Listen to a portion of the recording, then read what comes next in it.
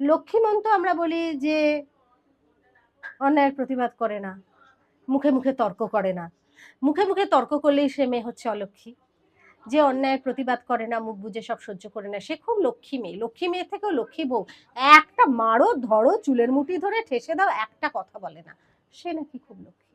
আমি বিশ্বাস করি না, আমি মানি না। আমি মনে করি যে প্রত্যেক মেয়ের চণ্ডী হওয়াটা খুব দরকার। দেবী চণ্ডী তো মহালক্ষ্মী। একদমই, দেবী চণ্ডী হচ্ছে মহালক্ষ্মী। মহাকালী, মহালক্ষ্মী, মহাসরস্বতী একই। সুতরাং তাদেরই রূপ। সুতরাং চণ্ডীটা হচ্ছে সবার আগে, মহাকালী হচ্ছে সবার আগে। তুমি বিনাশ করতে পারলেই কিন্তু তোমার সমৃদ্ধি আসবে। এবারে লক্ষ্মী পুজো সবথেকে বেশি স্পেশাল কি? এবারে লক্ষ্মী পুজোর সব থেকে বেশি স্পেশাল হচ্ছে আমি মাকে পিঙ্ক রঙের ঘাগরা পরিয়েছি এই প্রথম। এবং মোটামুটি তো দেখতে পাচ্ছি তুমি নিজেই প্রস্তুত হুম। সবটা, এবং দেবীও প্রস্তুত হয়ে রয়েছেন।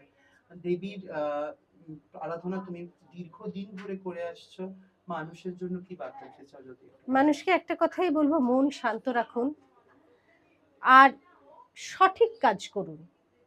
সঠিক কাজ মানে কি, এখন অনেকে অনেক ভুলভাল কথা বলে, ভুলভাল কাজ করে, কারুর একটা কিছু দেখলেই তাকে অপমান করতে ইচ্ছে করে। এই প্রবণতাগুলো ঠিক নয়, এগুলো আসরিক প্রবণতা। আর সব থেকে বড় হচ্ছে মহিষাসুর আমাদের অহংকার, শুম্ভ নিশুম্ভ আমাদের হচ্ছে লোভ আর কাম, আর মধুকৈটভ হচ্ছে আমরা যা বলি যা শুনি। সুতরাং এই সবকটা অসুর কিন্তু আমাদেরই মধ্যে। হ্যাঁ। আর ভস্মাসুর হচ্ছে আমরা যা খাই, হাবিজাবি যা খাই সেগুলো হচ্ছে ভস্মাসুর, আমাদের নিজেদেরই ভস্ম করে।